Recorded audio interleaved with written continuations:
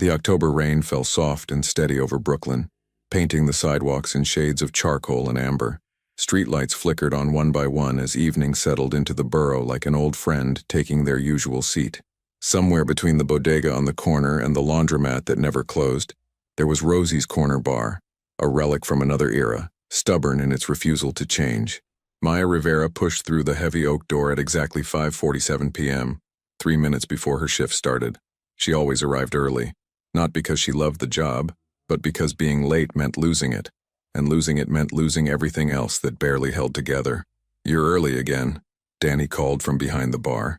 He was 72, with hands that trembled slightly when he poured drinks, but never spilled a drop.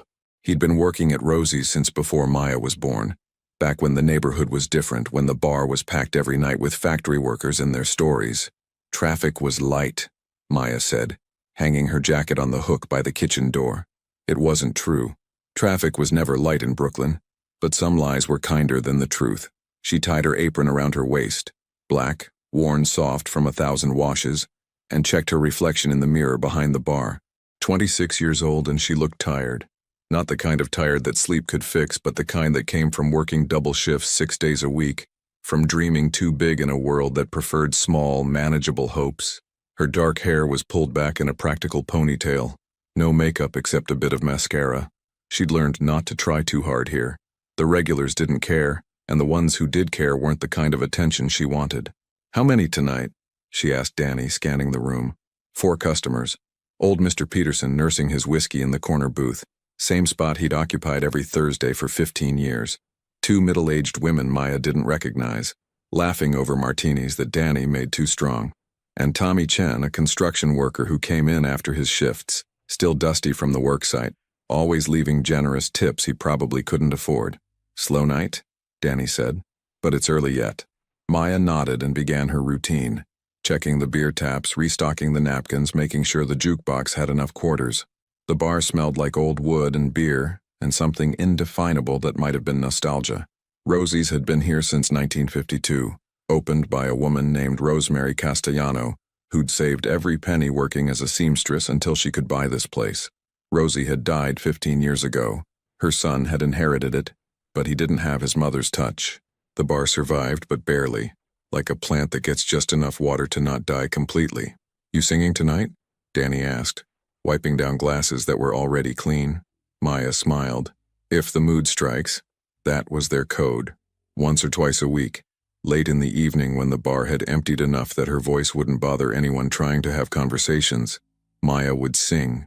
Nothing fancy, old standards, jazz tunes her mother used to play on scratchy vinyl records.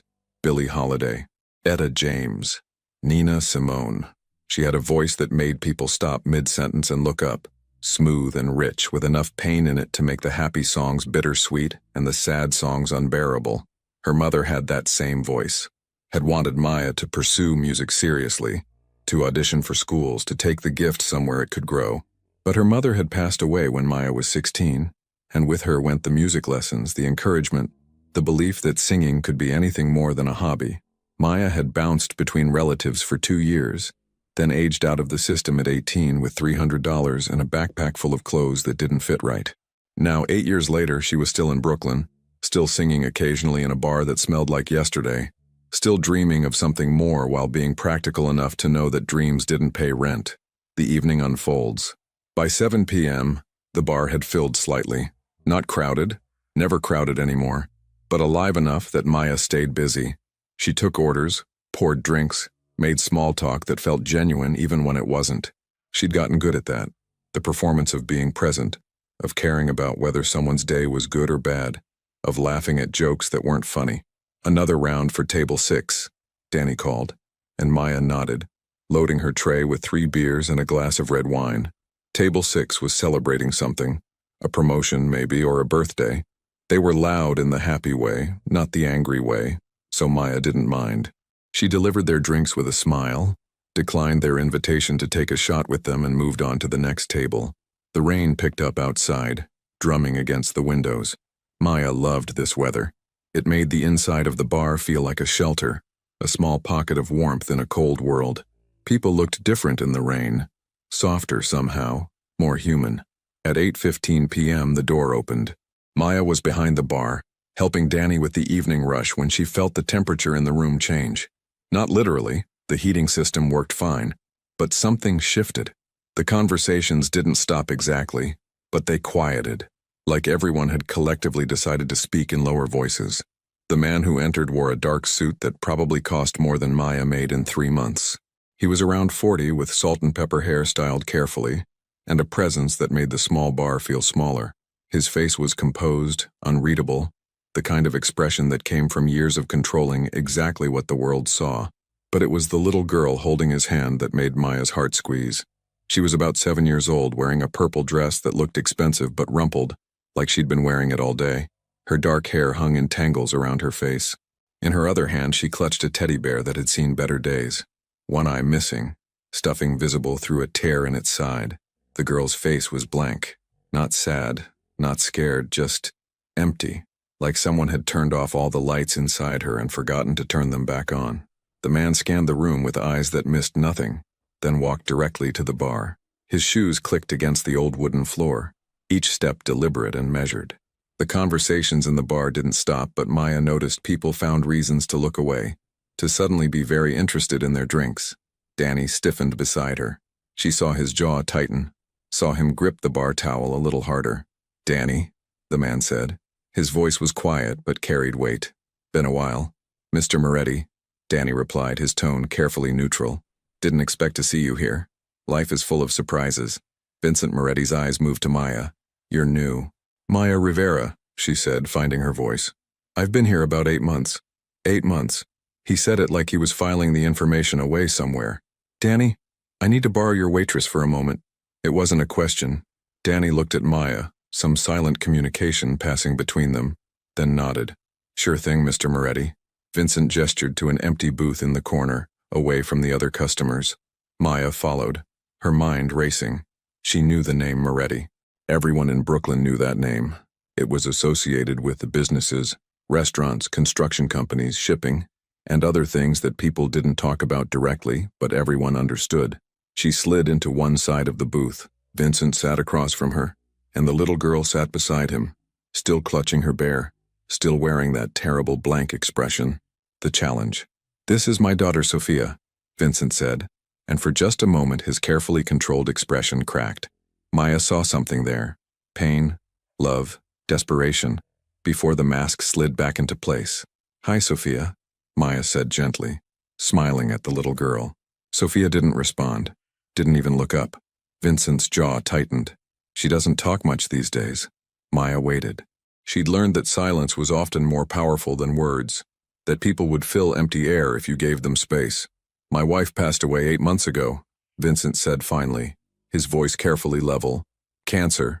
It was difficult." "I'm so sorry," Maya said, and meant it. "Sophia hasn't been the same since, hasn't smiled, barely speaks. The doctors say she's processing grief, that children do it differently, that we need to be patient." He looked at his daughter with an expression that made Maya's chest ache.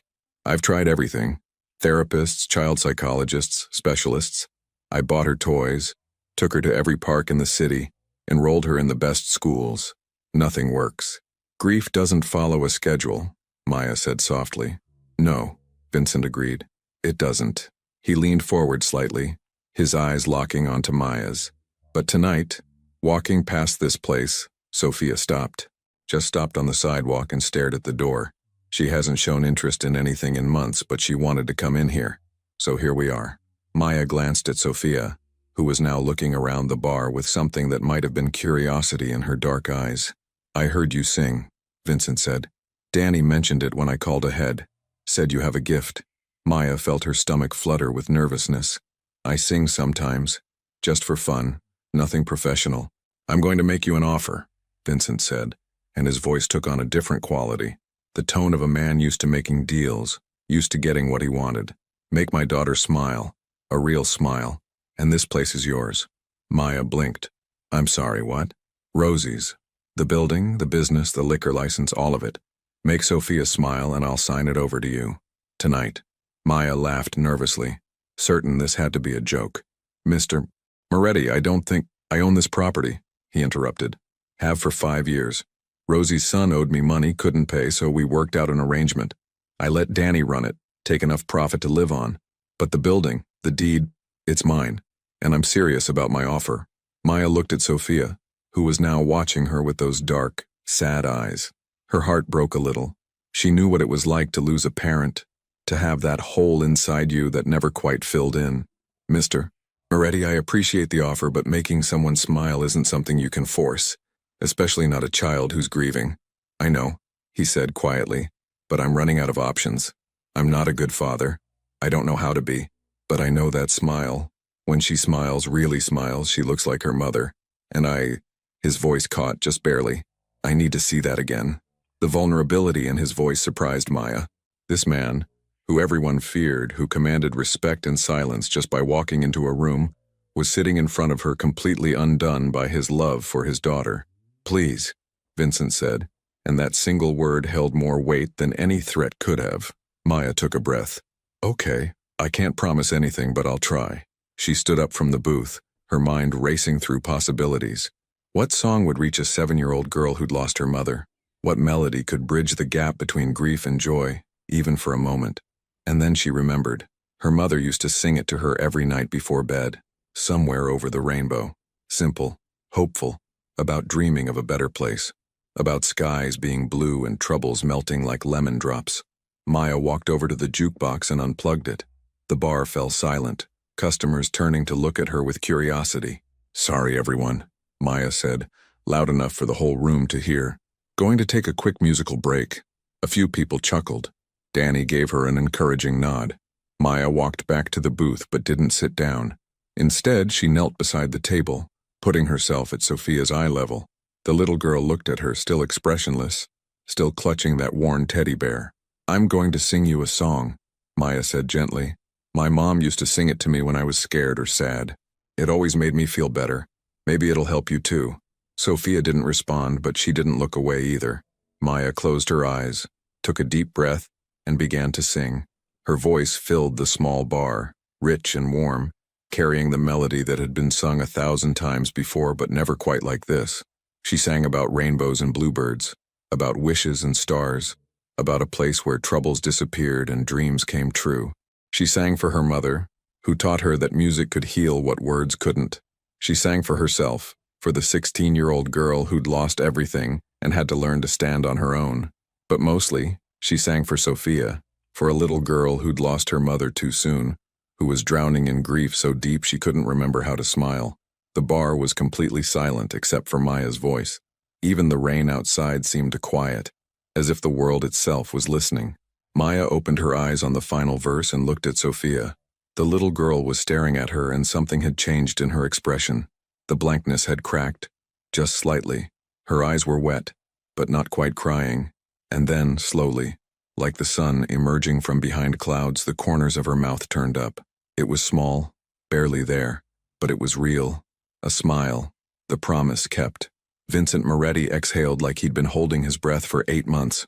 His hand moved to cover his mouth, and Maya saw his eyes glisten with tears he wouldn't let fall. She smiled, he whispered. You made her smile. Maya finished the song, letting the last note fade into the silence. Sophia was still smiling, just a little, and she reached out to touch Maya's hand. Pretty, Sophia said. Her voice was small and rusty from disuse, but it was there. Thank you, sweetheart, Maya said, her own eyes burning with tears. Vincent stood abruptly, reaching into his jacket pocket. For a moment, Maya's heart jumped. She'd heard stories about what people kept in their pockets in this neighborhood, but what he pulled out was a silver key. He placed it on the table in front of her with a soft click. A promise kept, he said, his voice thick with emotion he was struggling to control. The deed is in a safe in the back office. This key opens it. The property, the business, it's yours. My lawyer will contact you tomorrow to finalize the paperwork. Maya stared at the key, unable to process what was happening. Mr. Moretti, I can't accept. You can, and you will. He picked up Sophia, who wrapped her arms around his neck, still holding her teddy bear. You gave me something I thought I'd lost forever. This is nothing compared to that. He started toward the door, then paused and turned back.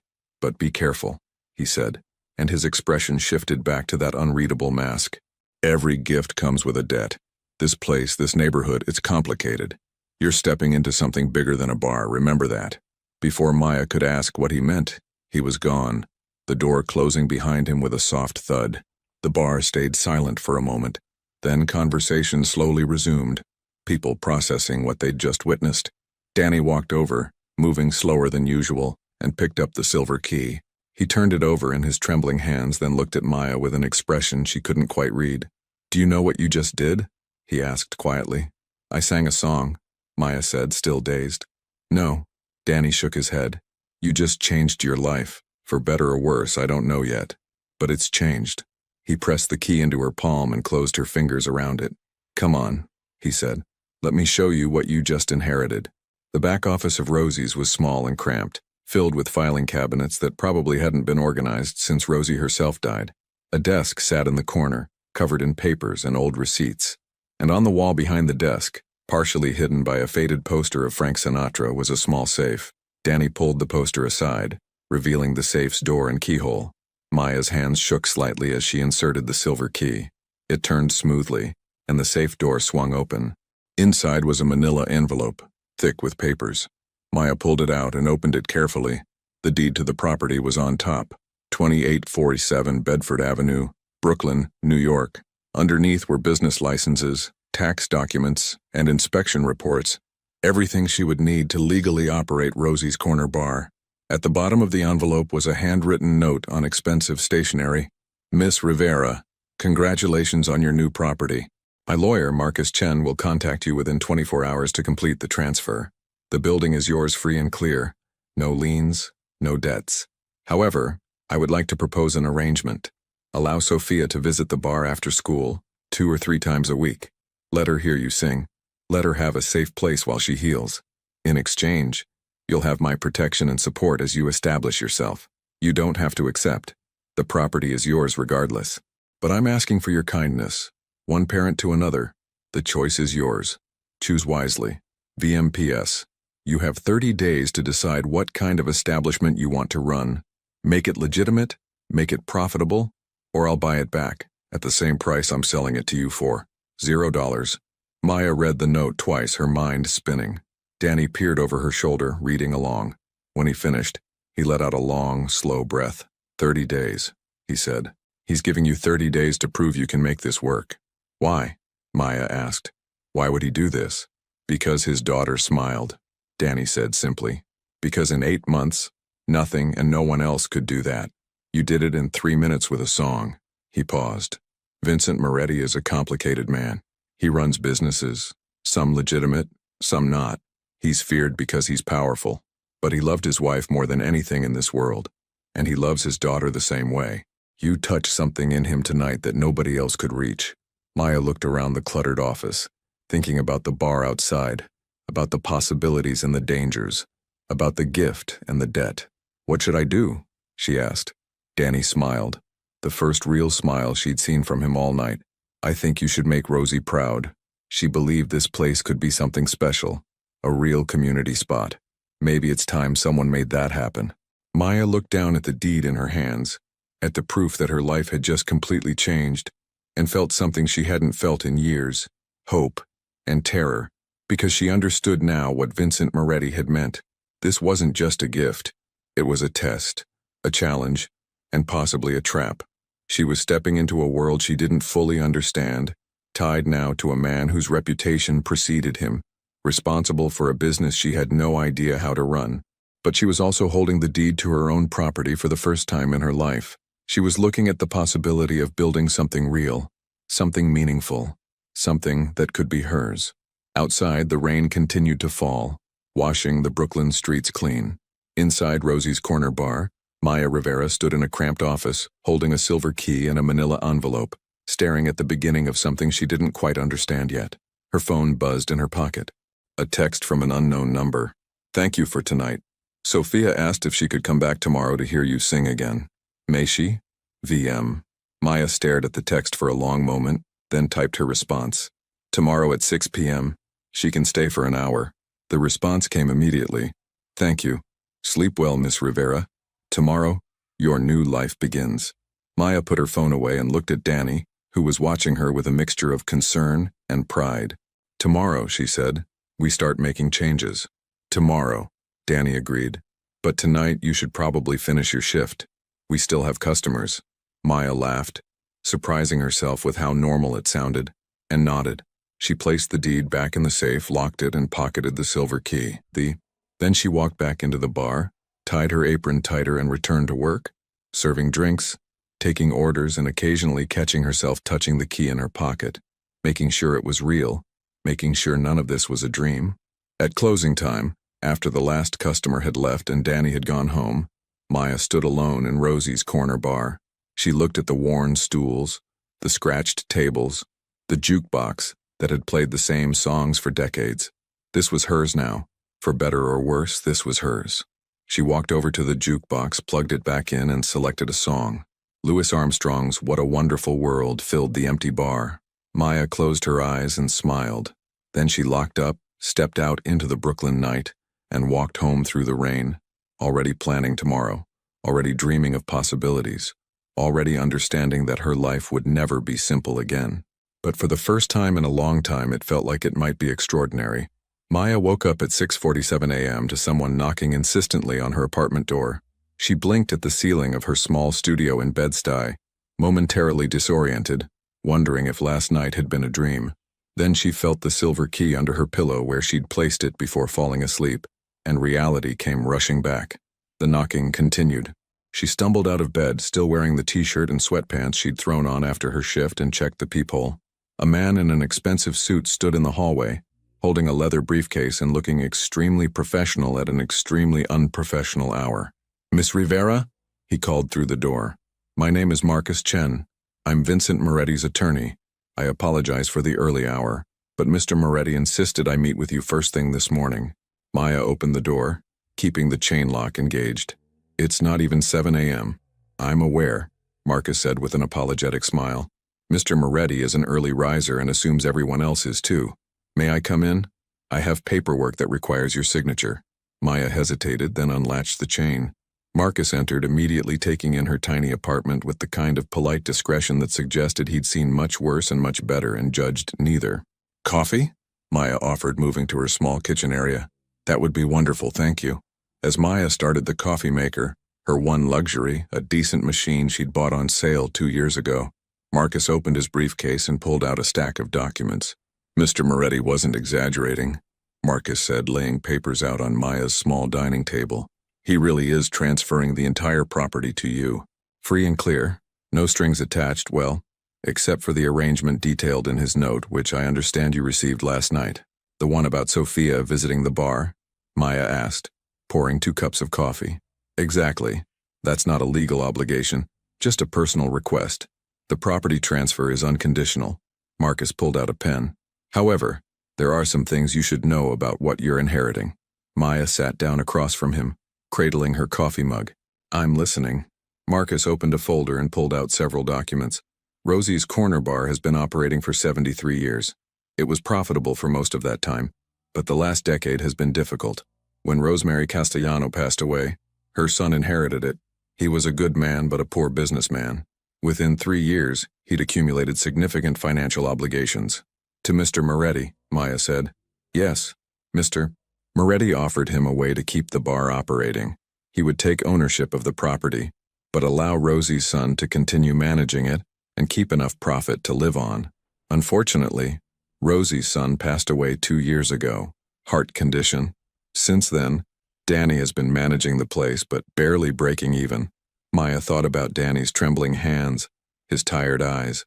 "Danny's been there forever. 47 years, Marcus confirmed. "He was Rosemary's first hire. He's loyal to the place, but he's also 72 and ready to retire.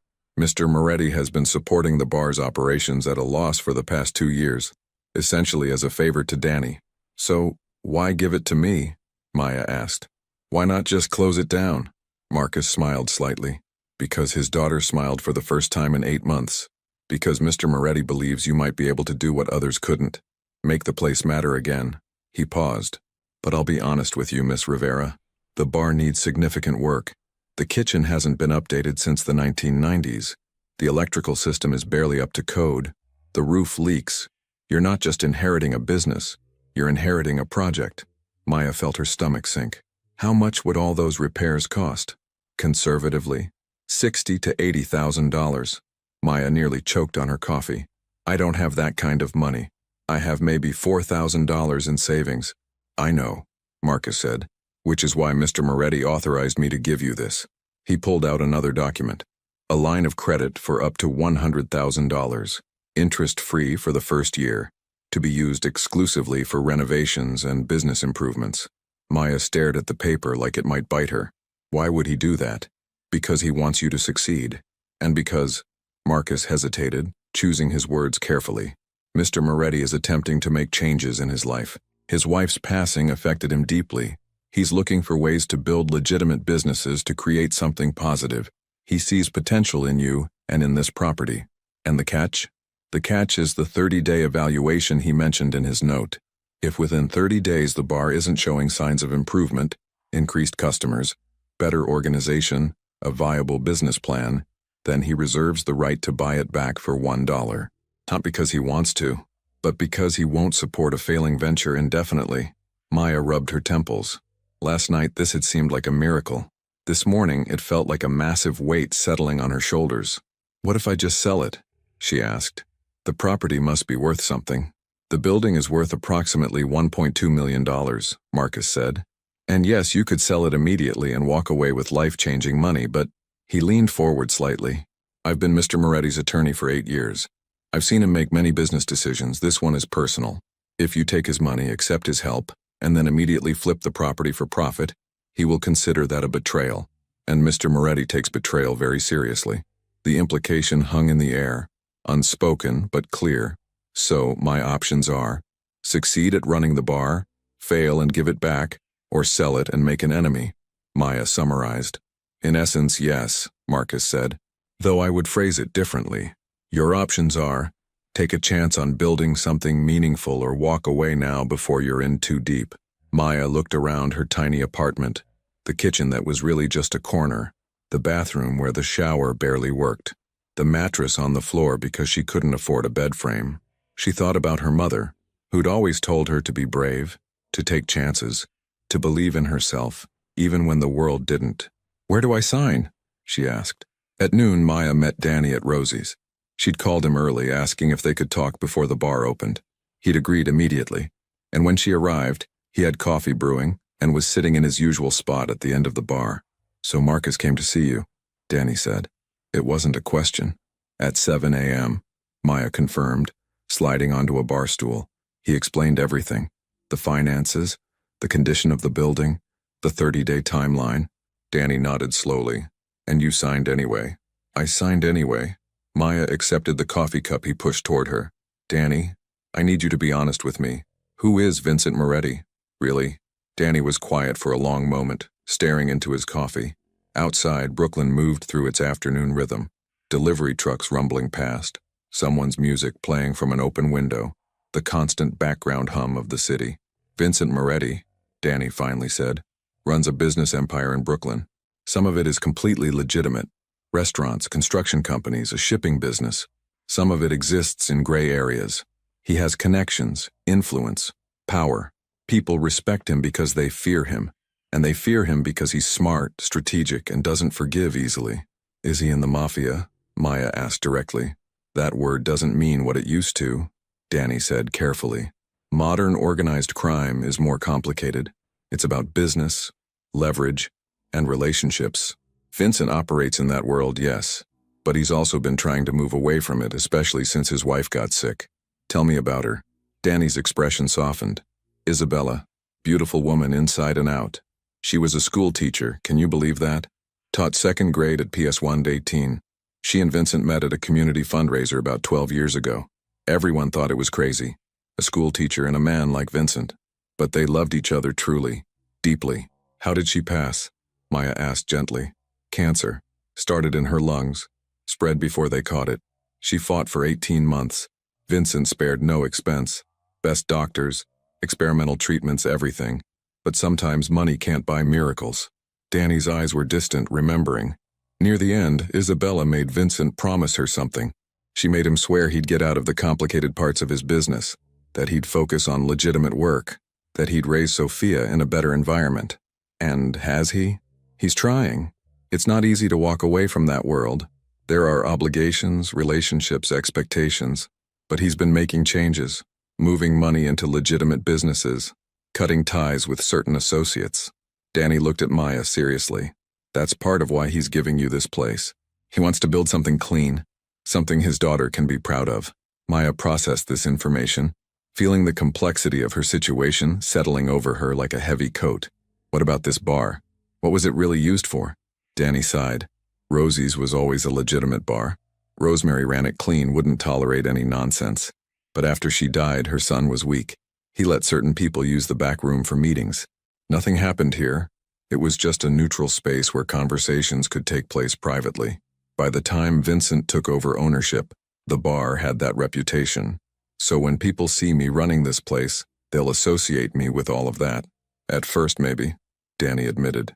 But reputations can change. You've got an opportunity here, Maya.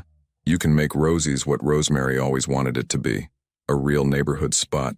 A place where people feel welcome and safe. Maya stood and walked around the bar, seeing it with new eyes. The worn stools that needed reupholstering. The scratched tables that could be sanded and refinished. The walls that could use fresh paint. The potential hiding beneath decades of neglect. How would you feel about staying on? Maya asked suddenly. Not as manager, I need to do that myself. But as, I don't know, head bartender? Advisor? You know this place better than anyone. Danny's face lit up in a way Maya had never seen before. You mean that? I can't do this alone. I need someone who understands the neighborhood, who knows the customers, who can teach me what Rosemary would have wanted. Then yes, Danny said, his voice thick with emotion. I'll stay as long as you need me. At 5:45 p.m., Maya was behind the bar reviewing vendor contracts when the door opened. Vincent Moretti entered, and beside him, holding his hand, was Sophia. The little girl was wearing jeans and a pink sweater today, her hair brushed and pulled back in a neat ponytail. She was still carrying her worn teddy bear, but her expression was different from last night. Curious rather than blank, present rather than absent. Miss Rivera, Vincent greeted her formally. Mr. Moretti, Maya replied. Hi, Sophia. Hi, Sophia said quietly. It was barely a whisper, but it was there. Vincent's expression remained neutral, but Maya saw the flash of relief in his eyes at hearing his daughter's voice. I hope this isn't inconvenient. You said 6 o'clock, but Sophia was insistent on arriving early. It's fine, Maya assured them. We don't open for another hour anyway. She came around the bar and knelt down to Sophia's level. Would you like to help me set up for tonight? We could put out the napkins, make sure all the tables are ready. Sophia looked up at her father, who nodded encouragingly. Then she looked back at Maya and nodded too. Excellent. Let's get started. For the next 45 minutes, Maya and Sophia worked together preparing the bar for opening. Sophia was careful and methodical, folding napkins with serious concentration, arranging coasters in perfect lines. She didn't talk much, but occasionally she'd ask questions in that quiet voice. Does this go here? Or is this right? Vincent sat at the bar, watching with an expression that was carefully controlled but couldn't quite hide his emotions. Danny brought him coffee without being asked, and the two men exchanged brief words Maya couldn't hear. At exactly 6 p.m., Sophia finished her last table and walked back to Maya. Will you sing now? Maya smiled. What would you like to hear? Sophia thought about this seriously. Do you know the song about the sunshine? You are my sunshine? Sophia nodded eagerly. Maya led her to a booth and sat down across from her. Vincent stayed at the bar, giving them space but watching intently. Danny busied himself with opening preparations but was clearly listening. Maya began to sing, keeping her voice soft and gentle, making it intimate rather than performative. It was an old song, simple and sweet, about love and happiness and not taking important people for granted. Sophia watched her with complete attention, her dark eyes bright. And then, halfway through the second verse, something remarkable happened. Sophia started humming along. It was quiet, tentative, but unmistakable. She knew the melody. Perhaps her mother had sung it to her once. Maya's voice wavered slightly with emotion, but she kept going, encouraging Sophia with a smile. By the final verse, Sophia was humming more confidently, her small voice blending with Maya's. When the song ended, Sophia was smiling, a real, genuine smile that transformed her entire face. My mama used to sing that, she said softly. When I was little, she had good taste, Maya said gently. It's a beautiful song. Can you teach me the words? Sophia asked. I want to remember them. Maya felt her throat tighten with emotion. Of course I can. We can practice together, a little bit each time you visit. Sophia nodded, satisfied, and went back to her father. Vincent scooped her up, holding her close for a moment. His eyes closed. When he opened them, they were bright, with unshed tears. Thank you, he said to Maya, his voice rough. She's a sweet kid, Maya said. She just needs time. Nevertheless, Vincent set Sophia down and pulled out his phone. I'm sending you my personal number. If you need anything, supplies, contractors, help with licensing, anything at all, you call me directly, day or night. Mr. Moretti, you've already done so much. Vincent, he interrupted. If my daughter is going to spend time here, you should call me Vincent. Maya blinked, surprised by the informality. Okay, Vincent. He nodded, then looked around the bar with a critical eye. This place needs work. I know. Marcus gave me access to the line of credit. I'm planning to start with the essentials. Electrical upgrades, kitchen repairs, new furniture. Smart. Vincent pulled a business card from his wallet and handed it to her. Call this contractor. Tell him I sent you. He'll give you a fair price and quality work. He owes me a favor. Maya took the card, understanding that in Vincent's world, everything was about connections and obligations. There's something else, Vincent said, his tone becoming more serious. People in this neighborhood will hear about our arrangement. Some will assume things, that you're working for me in other capacities, that the bar is still being used as a meeting place. You need to establish immediately that this is a legitimate business with no other purposes. How do I do that? Be transparent. Keep clean books. Pay your taxes. Don't let anyone pressure you into hosting private meetings or storing things in the back room. If anyone approaches you with requests like that, you tell them no and then you call me. And what will you do? Vincent's expression hardened slightly. I'll make it clear that this establishment is off limits, that you're under my protection but not under my employment. There's a difference. Maya understood what he wasn't saying directly. By protecting her, he was also drawing a line, making it clear that Rosie's was neutral territory. After Vincent and Sophia left, Maya sat down with Danny to discuss their immediate priorities.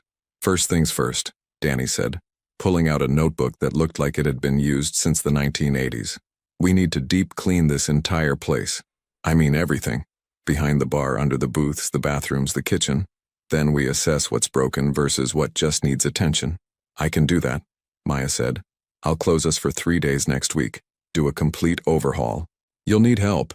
I can work full days those 3 days, and we should hire a cleaning crew for the heavy stuff. Maya made notes on her own phone. Okay. What else? Menu, Danny said. Right now we serve basic bar food. Burgers, fries, wings. Nothing special. If you want to attract a different crowd, we need to upgrade the food. Do you cook? I make a mean burger and I can deep fry anything, but I'm not a real chef. We'd need to hire someone. Maya added that to her list, watching it grow longer and more expensive with each item. This is going to cost more than I thought. Probably, Danny agreed. But think of it as an investment. You're not just running a bar, you're building something. They worked for another hour, creating lists and timelines, calling vendors, and beginning to form a real plan. By the time they opened at 7 p.m., Maya felt simultaneously overwhelmed and energized. The evening crowd was small but steady. Maya recognized most of the faces, regulars who'd been coming to Rosie's for years. She noticed them watching her differently tonight, curious about the change in ownership, wondering what it meant. Around 9 p.m., a man Maya didn't recognize came in. He was in his 30s, well-dressed, with an expensive watch and an air of confidence that felt calculated. He sat at the bar and ordered a whiskey. Neat. You're the new owner, he said. It wasn't a question. I am, Maya confirmed, placing his drink in front of him. Word travels fast in this neighborhood. He took a sip. I'm Tony Marcello. I run some businesses around here. Waste management, transportation services. Maya understood immediately that waste management probably meant more than garbage collection. Nice to meet you. I heard about your arrangement with Vincent Moretti. That's quite an opportunity. It is. Tony leaned forward slightly. I also wanted to let you know that if you ever need additional services, deliveries that need to happen after hours, storage space, that kind of thing, I could make arrangements, for a fair fee, of course. There it was, the first test. Maya kept her voice calm and professional.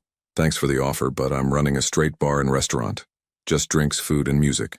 Nothing else. Tony's smile didn't quite reach his eyes. Of course. But if you change your mind, the offer stands." "I won't," Maya said firmly. "But I appreciate you stopping by." He finished his drink, left a $20 bill for a $12 whiskey, and walked out. Danny, who'd been pretending to organize bottles while listening, came over immediately. That was Tony Marcello. He works for the Giordano organization, rivals to Vincent's operations. "He was testing me," Maya said, "and you passed, but expect more of that. Everyone's going to want to know where you stand, what kind of place this is going to be." Maya took a deep breath. "Then we need to make it crystal clear. Starting this weekend, we're doing live music nights. Real local musicians, acoustic sets. We're going to turn this into a community space. Somewhere families can come for dinner, where artists can perform, where people feel welcome." Danny grinned. "Now you're thinking like Rosemary." After closing, Maya stayed late, sitting alone in the empty bar with her laptop open and papers spread across a table. She was creating a real business plan, projected costs, revenue goals, marketing strategies. Her phone buzzed. A text from Vincent. "Sophia asked me to tell you that she's been humming 'You Are My Sunshine' all evening. She hasn't done that in months. Thank you." Maya smiled and typed back. "She's welcome here anytime. I'll teach her the full song like I promised." Another buzz. "I heard Tony Marcello visited tonight." Maya's fingers hovered over her phone. Of course Vincent would know. He probably had eyes all over this neighborhood. She typed, "He did. I declined his services and made it clear this is a legitimate establishment." The response came quickly. "Good. You're learning. Sleep well, Maya. Tomorrow will bring new challenges." Maya put her phone down and looked around the bar again. In the dim light, with shadows falling across the old wood and worn furniture, it was easy to imagine what this place could become. Not just a bar, but a gathering place. A refuge. A space where music mattered and people felt safe. She thought about her mother, who'd worked 3 jobs to keep them afloat, who'd never gotten to see her dreams fulfilled. This was for her too, for all the waitresses and single mothers and dreamers who worked hard and hoped for chances that rarely came. Maya gathered her papers, turned off the lights, and locked the door behind her. The November wind had picked up, carrying the smell of rain. She pulled her jacket tighter and started walking toward the subway. Tomorrow she would call the contractor Vincent recommended. She would start planning the deep clean. She would figure out how to hire a chef on a limited budget. She would take the first real steps toward transforming Rosie's into something Rosemary Castellano would be proud of. But tonight, walking through Brooklyn's quiet streets with a silver key in her pocket and a business plan in her bag, Maya let herself feel something she hadn't felt in years. Hope. Real, tangible hope that maybe, just maybe, she could build something extraordinary from the gift a grieving father had given her in exchange for making his daughter smile. The rain started falling as she reached the subway entrance, soft and steady, washing the city clean. Maya descended into the station already humming "You Are My Sunshine," already planning tomorrow, already becoming the person she needed to be. Above ground, in a black car parked half a block from Rosie's, Vincent Moretti sat in the back seat, watching the bar with thoughtful eyes. His phone rang. Marcus Chen's name appeared on the screen. She turned down Marcello. Marcus said without preamble. "I know," Vincent replied. That took courage. Most people in her position would have at least considered it. "She's not most people," Vincent said quietly. "She's something rare, someone who still believes in doing things the right way, even when the easy way is offered. Do you think she'll succeed?" Vincent was quiet for a moment, watching the rain fall on the empty street. "I think she has something most people have lost. She has heart. And sometimes, that's enough." He ended the call and told his driver to take him home, where Sophia was waiting, probably still humming the song that had given her back a piece of her mother's memory. Tomorrow would bring new challenges for Maya Rivera. But tonight, Vincent Moretti allowed himself to believe that maybe, just maybe, he'd made the right choice. That giving away a building might save more than one person. That sometimes, the best investments weren't about money at all. The first hammer strike echoed through Rosie's at 7 a.m. on Monday morning. Maya stood in the center of the empty bar, surrounded by contractors, cleaning supplies, and the weight of everything she'd committed to. "Electrical system is worse than we thought," said Roberto, the contractor Vincent had recommended. He was a stocky man in his 50s with kind eyes and calloused hands. "Wiring from the 1970s, not up to current code. We'll need to replace most of it." Maya felt her stomach drop. How much will that add to the estimate? Another 12,000, maybe 15. She did the math quickly in her head. With the kitchen upgrades, new furniture, and now the electrical work, she was already at $68,000. The line of credit Vincent had provided suddenly felt less generous and more like a test she might fail. "Do what needs to be done," she said, trying to sound more confident than she felt. "I want this place safe and legal." Over the next 3 days, Rosie's corner bar was gutted and rebuilt from the inside. Maya worked alongside the contractors, learning how to sand tables, paint walls, and install light fixtures. Her hands developed blisters that turned into calluses. Her back ached from scrubbing floors. But slowly the bar began to transform. Danny came every day, directing operations like a general commanding troops. His trembling hand steadied when he had purpose, and Maya watched him come alive as the bar evolved into something beautiful. "Rosemary would have loved this," he said on the third afternoon, watching Maya hang vintage photos on the freshly painted walls. "She always said this place had good bones, just needed someone to see them." Every evening at 6 o'clock, Vincent brought Sophia to the bar. While construction continued around them, Maya would take the little girl to a quiet corner and teach her songs. They started with simple melodies. "Twinkle, Twinkle Little Star," "You Are My Sunshine," classic lullabies that Sophia could hum along to. But gradually something remarkable happened. Sophia started adding her own voice, quiet and uncertain at first, then growing stronger with each visit. "My mama had a pretty voice too," Sophia said one evening, sitting cross-legged on the floor while Maya tuned a guitar she'd brought from home. "I bet she did," Maya said gently. "Do you remember any songs she sang to you?" Sophia thought for a moment, then began humming a melody Maya didn't recognize. It was beautiful and sad, something that sounded like a lullaby in Italian. "That's lovely," Maya said softly. "Maybe we can find the words to that song. Would you like that?" Sophia nodded, her eyes brightening. It was the first time she'd voluntarily mentioned her mother, and Maya saw Vincent's expression from across the room, relief and pain mixed together. On Thursday morning, 2 health inspectors arrived unannounced. They spent 3 hours examining every inch of the kitchen, writing notes on their clipboards, taking photographs of violations. "The ventilation system doesn't meet current standards," the lead inspector said, a stern woman in her 40s. "The refrigeration units are outdated, and we found evidence of previous pest issues." Maya felt panic rising. "I'm renovating. Everything is being replaced." "I see that, but until these issues are resolved, I can't approve your operating license. You'll need to schedule a re-inspection once all work is completed." She handed Maya a citation. "You have 30 days to fix these violations, or we'll have to consider permanent closure." After the inspectors left, Maya sat at the bar with her head in her hands. 30 days. The same timeline Vincent had given her. It felt like the universe was testing whether she truly had what it took to make this work. Her phone buzzed. Vincent's name appeared on the screen. "I heard about the inspection," he said without preamble. "Don't panic. This is normal for old establishments. Roberto knows what needs to be done." "It's going to cost more money," Maya said quietly. "Then it costs more money. That's what the line of credit is for." "Maya, listen to me. Every business worth building faces obstacles. The question isn't whether problems arise, it's whether you have the courage to solve them." His words steadied her. "You're right. I'll figure it out." "I know you will." "And Maya, Sophia has been sleeping better this week. She's been singing those songs you taught her before bed. Whatever you're doing, it's working." After he hung up, Maya pulled out her notebook and started recalculating budgets, adjusting timelines, finding solutions. If this was a test, she was determined to pass it. On Friday afternoon, a young man walked into the bar carrying a worn folder. He was about 25, with nervous energy and hope in his eyes. "I heard you're hiring a chef," he said. "I'm Alex Martinez. I worked at 3 restaurants in Manhattan, but I want to come back to Brooklyn. This is my neighborhood." Maya interviewed him for an hour, tasting the sample dishes he'd prepared, reviewing his references, listening to his vision for what the bar's menu could become. "I want to make food that matters," Alex said passionately. "Not fancy stuff that nobody can pronounce. Real food, comfort food, the kind that makes people feel at home." Maya hired him on the spot. By Sunday evening, Rosie's corner bar looked completely different. Fresh paint brightened the walls. New light fixtures cast warm glows over refinished tables.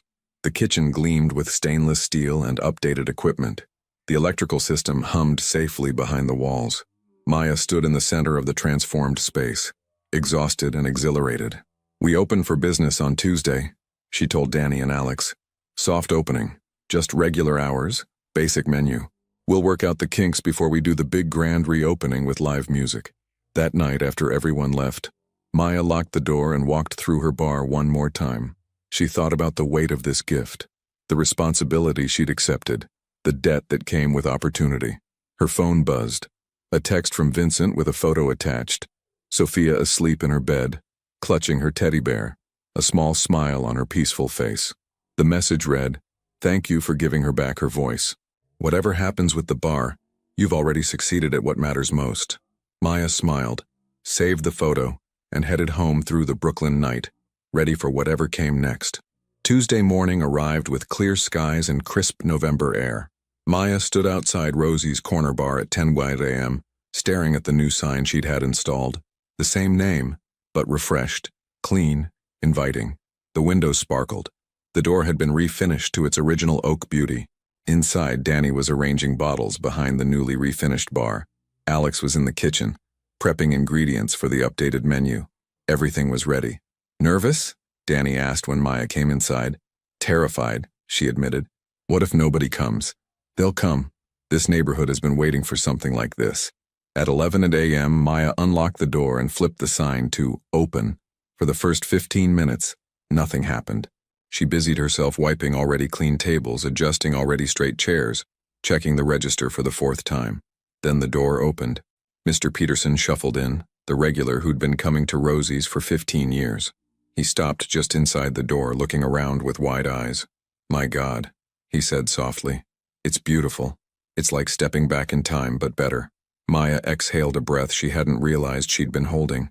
"Welcome back, Mr. Peterson. Your usual spot is waiting for you." He made his way to his corner booth, now refinished but in the same location, and sat down with a contented sigh. Rosemary would have been proud of this young lady. Real proud. By noon, the bar had 15 customers. By 1 p.m., every table was full. Word had spread through the neighborhood that Rosie's had transformed, and people came to see for themselves. Alex's new menu was a hit. His updated burgers, grass-fed beef with caramelized onions and aged cheddar, sold out by 2 p.m. His mac and cheese, made with 3 cheeses and a panko crust, had people asking for seconds. Everything was comfort food elevated, familiar, but special. "We need to increase our food orders," Alex said during a brief lull. "If this keeps up, we'll run out of ingredients by Thursday." Maya pulled out her phone and started making calls to vendors. This was a good problem to have. At 6 p.m., the dinner rush was in full swing when Vincent arrived with Sophia. The little girl's eyes widened when she saw the transformed bar. "It's so pretty," she whispered. "Maya did all this," Vincent said, his hand resting protectively on his daughter's shoulder. "She worked very hard." Sophia ran to Maya, who was delivering plates to a table. "Can we sing today?" "Of course," Maya said, smiling. "Give me 10 minutes to get these orders out, and then we'll practice that new song I told you about." Sophia nodded eagerly and went to sit at her usual table, the one in the quietest corner that Maya had started thinking of as Sophia's spot. She pulled out a coloring book and crayons from her backpack and began drawing while she waited. Vincent sat at the bar, and Danny brought him coffee without being asked. "The place looks incredible," Vincent said, his eyes taking in every detail. "You've exceeded my expectations." "We're not profitable yet," Maya said, wiping her hands on her apron as she passed by. "But we're getting there. I'm not worried about profit," Vincent replied. "I'm watching you build something real. That's worth more than money." 20 minutes later, during a quieter moment, Maya sat with Sophia.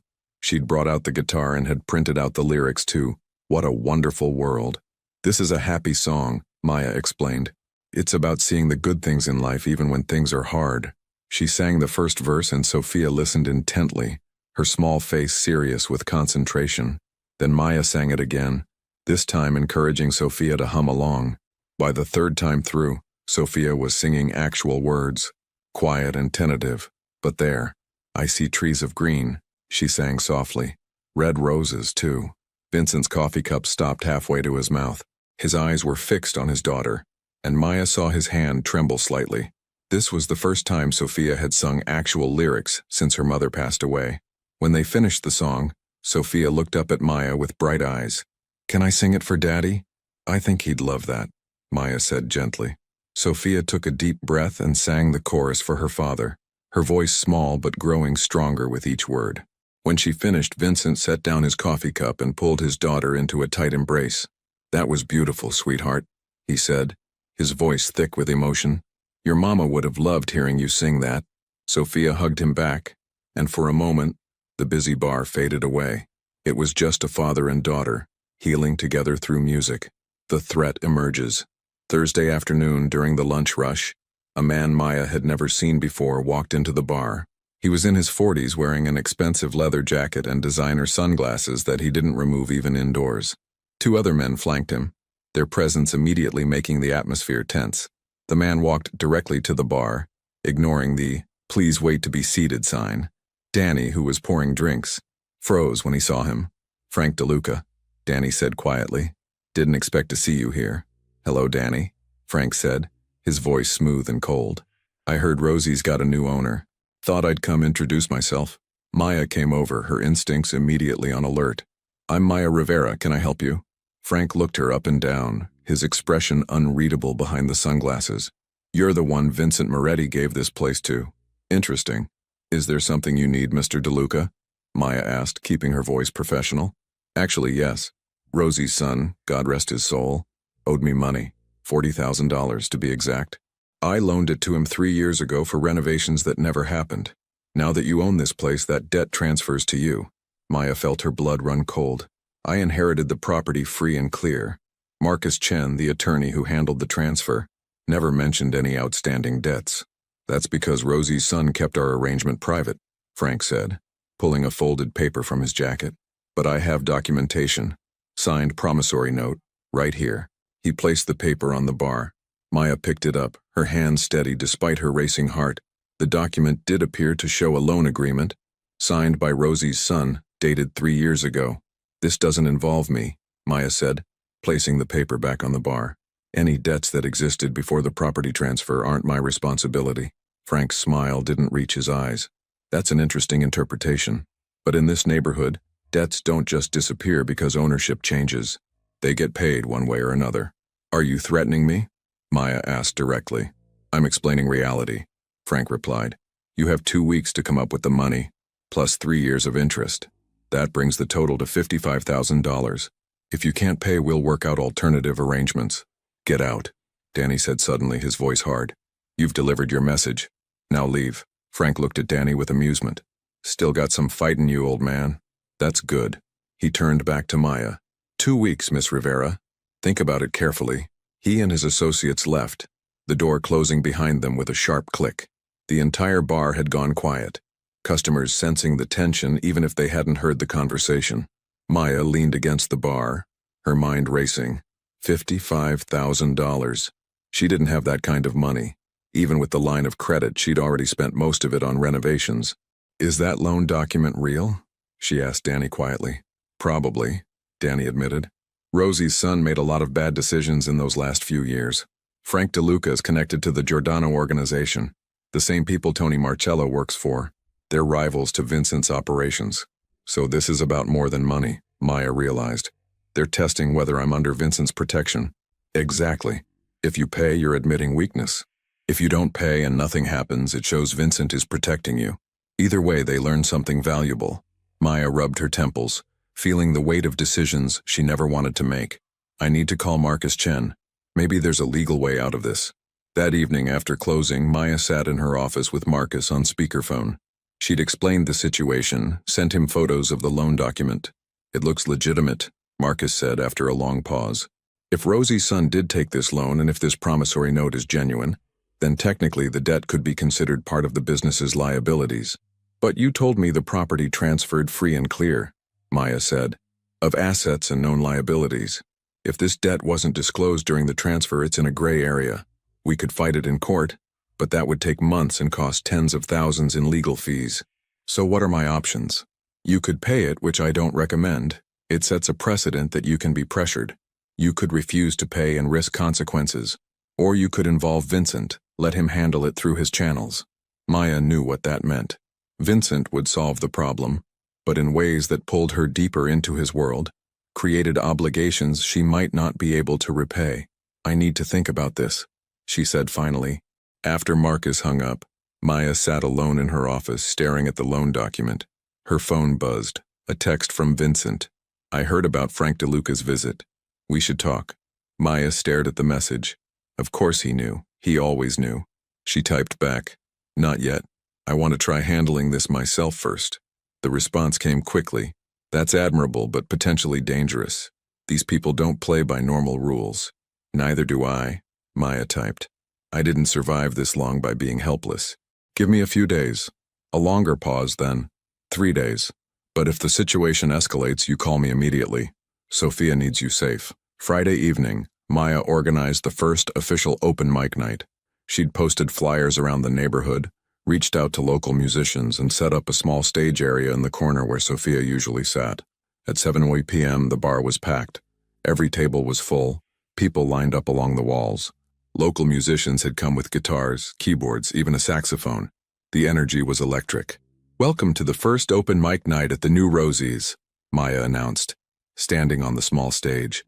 This is a space for music, for community, for supporting each other. Everyone's welcome here. The first performer was a college student who sang original songs about Brooklyn, about growing up in neighborhoods that were changing, about holding on to identity. The second was an elderly woman who played classical piano pieces that made people close their eyes and sway. The third was a construction worker who did stand-up comedy that had everyone laughing until they cried. During a break between performers, Mr. Peterson approached Maya at the bar. I heard about Frank DeLuca, he said quietly. Word travels fast around here. Maya tensed. It's being handled. I know it's not my business, but I've been in this neighborhood for 40 years. I know how these things work. He pulled out his wallet and placed $500 on the bar. This is for the fund. What fund? Maya asked, confused. The fund to tell Frank DeLuca where he can stick his fake debt, Mr. Peterson said firmly. That loan document is probably real, but I'd bet my pension the money never actually went to Rosie's son. Frank loans money to people who are desperate, then collects with interest from whoever takes over. It's a scam, and we're not letting it work this time. Before Maya could respond, Tommy Chen, the construction worker who always left generous tips, came over and placed $200 next to Mr. Peterson's money. For the fund, he said simply. One by one, customers came forward. Some left $20, some left hundreds. Even Alex came out of the kitchen and contributed his first week's tips. By the end of the night, there was over $8,000 in cash on the bar. Maya stood there overwhelmed, tears streaming down her face. This neighborhood takes care of its own, Mr. Peterson said. Rosemary understood that. Now you're one of us. We don't let people like Frank DeLuca push us around. Danny was crying too, his trembling hands carefully counting the money. In 47 years, I've never seen anything like this.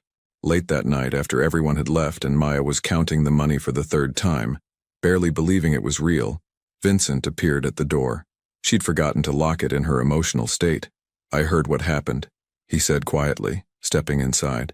The neighborhood rallied. They gave me $8,000, Maya said, her voice full of wonder. People I barely know, giving their hard-earned money because they believe in this place. Vincent walked over and looked at the cash spread across the bar. That's what I hoped would happen. That's what Rosemary built here, real community. You've brought that back. It's not enough, though, Maya said.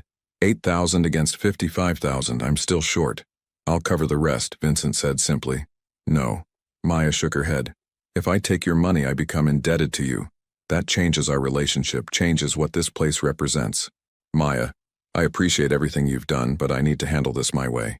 She took a deep breath. I'm going to call Frank DeLuca tomorrow. I'm going to offer him 15,000. The 8 from the community plus 7 more I can scrape together from my line of credit. I'll tell him that's all he's getting. If he doesn't accept it, I'll see him in court. Vincent studied her for a long moment. You understand that could provoke a response? That the Giordano organization doesn't accept partial payments? Then they don't accept it. But I'm not caving to threats, and I'm not building this place on money I can't repay. I'd rather lose it than compromise what it stands for. A slow smile spread across Vincent's face. Sophia was right about you. What? She told me last week that you were brave like her mama. I'm starting to see what she means. He pulled out his phone. I won't give you money, but I'll give you information. Frank DeLuca's loan document. I had my people check. The signature is real, but the money never reached Rosie's son. Frank kept it himself and just had him sign paperwork. If you threaten to audit his records, show you have documentation proving the money never arrived, he'll back down. He can't afford that kind of scrutiny. Maya felt hope surge through her. You can prove that? Marcus will have the documentation in your email by morning, but Maya, using this information means Frank will know you have connections, that you're not just some independent bar owner. It pulls you into the politics you've been trying to avoid. I know, Maya said quietly, but I'd rather be connected to the truth than isolated in a lie. Vincent nodded with approval. Make the call tomorrow. Stand your ground. And if anything goes wrong, anything at all, you have my number. He left as quietly as he'd arrived, and Maya stood alone in her bar, surrounded by money from her community, and armed with information from a man she still wasn't sure she fully trusted. But for the first time since Frank DeLuca had walked in, she felt like she had a fighting chance. Saturday morning, Maya called Frank DeLuca from the number on the card he'd left. He answered on the second ring. Miss Rivera, I hope you're calling with good news. I'm calling to make a counteroffer, Maya said, keeping her voice steady. $15,000, paid in full by next Friday. That's my final offer. Frank laughed. That's not even a third of what's owed. It's more than you deserve, considering the money from that loan never actually reached Rosie's son. Maya let that sink in. I have bank records proving the $40,000 never appeared in his accounts. I also have documentation of similar loans you've made to other business owners, following the same pattern. If you push this, I'll file a complaint with the state attorney general's office and provide them with everything I've found. The line went silent for a long moment. You've made some interesting friends very quickly, Frank finally said, his voice hard. I've made connections with people who value truth, Maya replied. $15,000, Mr. DeLuca. Take it and walk away, or face an investigation that will cost you far more than $55,000. Your choice. Another long pause. Then, you have until Friday, cash only. And Miss Rivera, you've made your position very clear. I hope you can live with the consequences. He hung up. Maya sat down heavily, her hands shaking now that the adrenaline was fading. She'd done it. She'd stood her ground, used the information Vincent had provided, and called Frank DeLuca's bluff. But she also understood what this meant. She'd taken a side, made an enemy, shown that she had protection and connections. There was no going back to being neutral now. Her phone buzzed. Vincent. Well done. But stay alert. Men like Frank don't forget. Maya looked around her beautiful bar, thought about Sophia learning to sing again, about the community that had rallied to protect this place, about everything she'd built in just a few short weeks. Whatever came next, she would face it. Because Rosie's Corner Bar wasn't just a bar anymore. It was home. Snow fell softly over Brooklyn as Maya unlocked Rosie's at 10 a.m. The bar had transformed into something she'd barely dreamed possible. A thriving community hub where families came for dinner. Local artists performed weekly and laughter filled every corner. The financial books showed consistent profit. The health department had given them a perfect inspection score. Reviews on social media praised Alex's cooking and the warm, welcoming atmosphere Maya had cultivated. But the real transformation was waiting at the door. Sophia Moretti, now 8 years old, stood with her father, carrying a small backpack and wearing a bright smile that had become her permanent expression. Miss Maya, she called out, running inside. I practiced the new song you taught me. Can I perform it tonight at open mic? Maya's heart swelled. Of course, sweetheart. We'll rehearse this afternoon. Vincent followed more slowly, and Maya noticed the tiredness in his eyes. They'd grown closer over these months. Not romantically, but as friends bound by their shared investment in Sophia's healing. Can we talk? Vincent asked quietly, while Sophia ran to help Danny set up tables. They sat in Maya's small office. Vincent took a deep breath. I've been meeting with federal authorities. They're offering me a deal. Full cooperation in exchange for immunity and a chance to completely exit my complicated business dealings. Maya's stomach tightened. That sounds dangerous. It is, but it's also the only way I can truly keep my promise to Isabella, to give Sophia the life her mother wanted. He looked at Maya directly. If I do this, there will be scrutiny. Anyone associated with me will face questions. That includes you and this bar. I'm not afraid of questions, Maya said firmly. My books are clean. This place is legitimate. I know, but I needed to tell you, to give you the choice. You can distance yourself from me, from Sophia's visits. Protect what you've built. Maya stood and walked to the window, watching Sophia laugh with Danny. That little girl has become like family to me. You think I'd abandon her because things might get complicated? Vincent's expression softened with relief and gratitude. We face this together, Maya continued. You do what's right for Sophia. I'll handle whatever comes our way. The open mic night was packed, standing room only. Maya had learned to manage the crowds, to create an atmosphere where everyone felt welcome regardless of who they were or where they came from. At 8 p.m., she stepped onto the small stage. We have a very special performer tonight. She's 8 years old. She's been practicing very hard, and she's one of the bravest people I know. Please welcome Sophia Moretti. Sophia walked onto the stage carrying the teddy bear that had lost its other eye, but gained several patches lovingly sewn on by Maya. She wasn't nervous. These people had become her extended family over months of visits. This song is for my mama, Sophia said into the microphone, her voice clear and strong. And for Miss Maya, who taught me how to sing again. She began, Somewhere Over the Rainbow, the same song Maya had sung that first night.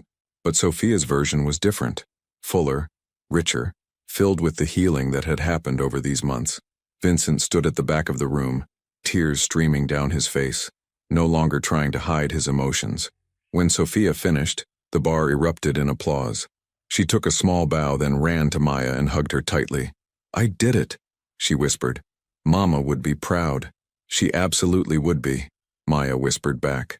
Later, after the crowds had dispersed and Sophia had fallen asleep on the corner booth, Vincent helped Maya clean up. Thank you, he said simply, for everything, for seeing past who I was and believing in who I could become. Thank you for trusting me with your daughter, Maya replied, for giving me this place, for showing me that second chances are real. They worked in comfortable silence. Two people who had found redemption in the most unexpected places. Outside, snow continued to fall on Brooklyn, covering old scars with fresh promise, proving that sometimes the best gifts come with debts worth paying, and the most beautiful transformations begin with a simple song. Vincent carried sleeping Sophia to his car. Before leaving, he turned back to Maya. Whatever happens next, you've already changed our lives. That's enough. Maya watched them drive away, then locked up Rosie's corner bar, her community, her home. Tomorrow would bring new challenges, but tonight, standing in the warm glow of everything she'd built, Maya allowed herself to simply be grateful for silver keys and second chances, for little girls who learned to smile again, for communities that protected their own, for the extraordinary life that bloomed from one grieving father's desperate hope and one waitress's willingness to sing.